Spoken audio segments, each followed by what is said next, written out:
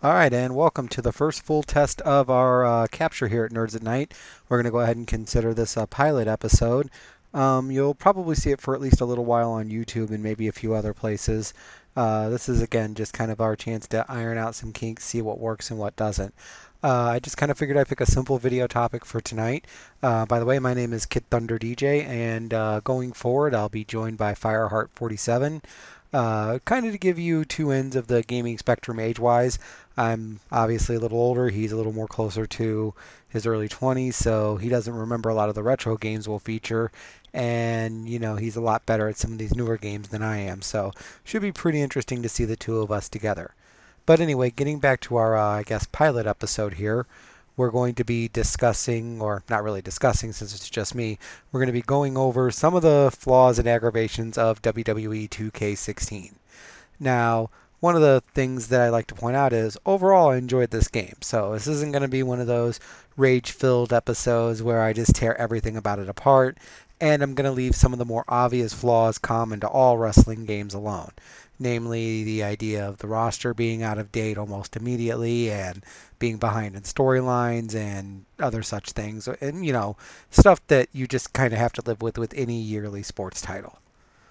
All right, so let's talk about one of the first issues I have. And this actually will start as kind of a compliment, which is the ability to run in a match, but its limitations to really only one-on-one contests. So let's start. Let's, for funsies, play with some of the downloaded characters for people who haven't seen them yet. Who's one of my favorites? Yeah, here we go. Larry Zbyszko. No manager. I said no manager. Okay, there we go. Remove manager. All right. And he always liked to beat up Arn Anderson. Let's go with that. Let's make this an old school WCW affair. Yay! Long load times just for a singles match. That's not really a complaint, though. I mean, heck, any game's got a long load time anymore.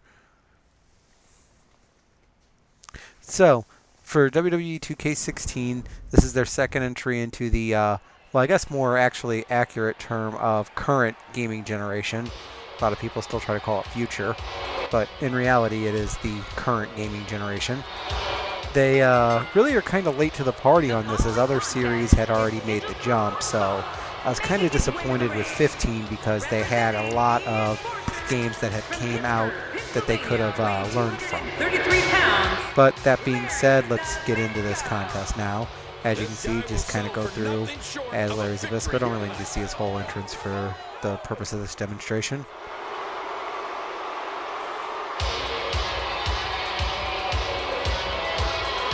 Oh, and here's the Horseman himself, Arn Anderson. Now you notice already at the top it's got the breakout option. So now he's going to continue his entrance, even though I've already gestured that I'm going to come out and beat him up, which, just kind of silly on WWE's part, but what are you going to do? So obviously the change in color means we're in the match now. And just for a fun sake demonstration, he's actually putting up a fight. He's simply reminding him that he's here. But anyway, if we keep out here too long before the match starts, or if it's a, not a no DQ match or an Extreme Rules match, the match will actually not happen because we'll get separated by the referee and we'll just be treated like a run-in more than it will be an actual pre-match attack, which is all right. It's kind of a cool little thing. Now, before we go any further, the complaint I have is this is about the only time you can do this. One-on-one matches where you've predeterminately selected who you're controlling. So, which is nice because it is a fun little thing for you and your buddies, but my complaint comes in that it can't be done anywhere else. You can't do it in universe mode. You can't pre-pick someone to run in. You can do a version of it in my career where you pick someone to run in on, typically to start a rivalry in my career, but it's really that's the extent of it. So that's complaint number one right here is that a great feature that is limited and only useful in one spot. So we'll go into the next feature actually that'll involve being in a match, so no sense in really changing, kind of restart with a rematch. And we'll kind of point them out as we go along because there's a couple here. That's one right there. the running in and just the AI sometimes not catching an action. I had ran in, and as soon as I got to Arn, I had hit square, expected to do at least some form of move, and nothing, and it was just immediately basically gift wrapped to Arn. So let's try some other things. Let's see if it actually works this time. Now this time it picked up the square attack. Let me get him down. Okay. I will say one thing I'm beginning to really like is this limited reversal, because if you remember from past games, especially on higher difficulty, you could just be reversed over and over again. And really, once you got the timing down, it just became a game of who would slip first. Alright, so there we go. Let me see. Okay, now I got him down. And again, here's another problem. You have to wait for these animations to be finished, which is more realistic, but does create a problem of, in a competitive game, you're just standing there, as you can see, just kind of leaning forward, waiting.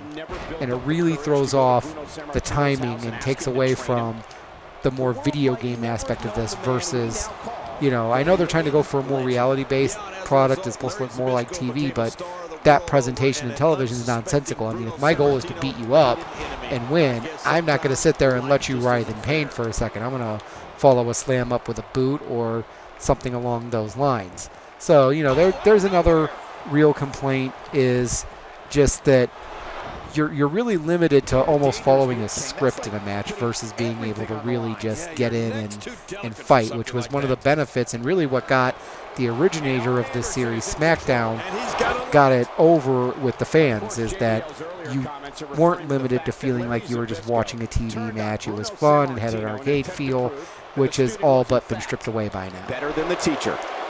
Speaking of stripped away, if Anderson keeps up, this is going to be a pretty short match on my part.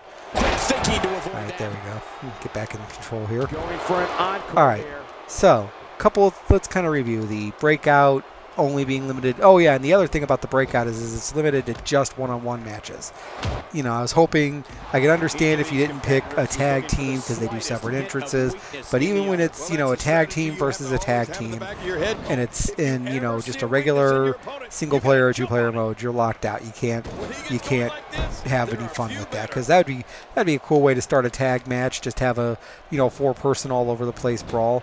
I don't think that's too much to ask for, since they won't give us, you know, 5-on-5 or even 4-on-4 true Survivor Series matches. Very impressive career in the years that followed. Okay, so let's see if we can get a couple of other of these. That's one right there, is just the immediate kip-up reversing.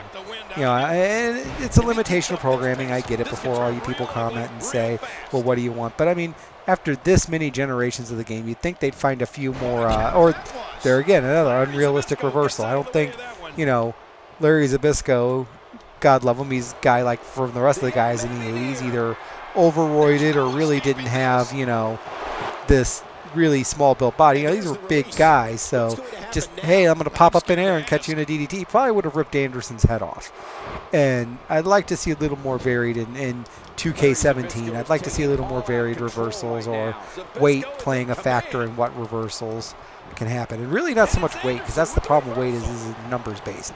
They kind of calculated, okay, a 214-pound guy is going to be able to pop, you know, this elevated DDT finisher, but a 215-pound guy can't. You know, what's that difference in 1 pound? They really need to look more at body type. You know, are you a heavy-built guy? Are you a light-built guy? Not necessarily limit it to poundage, but, you know, those are just theories. And I'm not, it really just comes down to whatever works. All right, so, you know, we're getting through this match here, which I'm losing mostly because I'm not paying attention, and, you know, Zbyszko's really not a great guy or a great character. So, but that did lead into one of the problems I've had with this series for a while, which is the pin mechanic.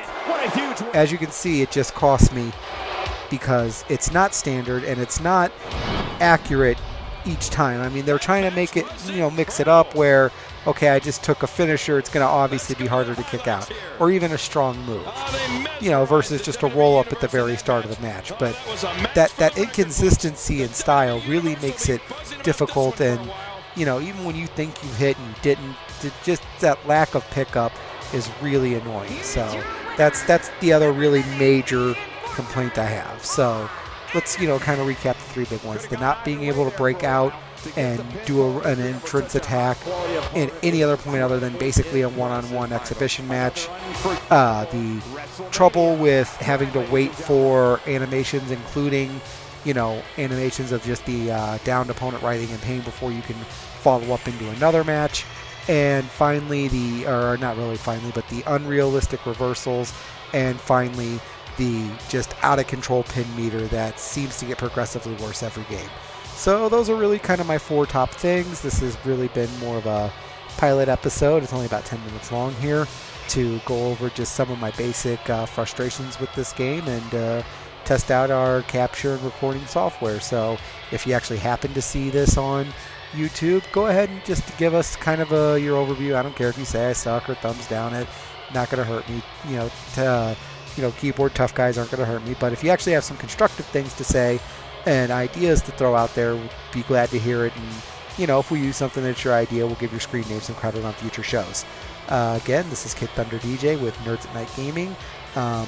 Just check out our site or our Facebook page. Those will be in the little link on YouTube there to follow. And hopefully next time we'll mix it up a little bit with something more retro and sort of get a 2-player Let's Play perspective on something. I'm thinking the first Shadowrun game. It'd be interesting to see my my friend here, who's only in his 20s, play one of the really early Genesis free-flow RPGs where you really never had to do the main story. I think there's one mission in the original Shadowrun you have to do, but that's what I'm aiming is my next episode to be. So once again, just give us some comments or some ideas if there's anything you think we could do better, and thanks for watching, guys.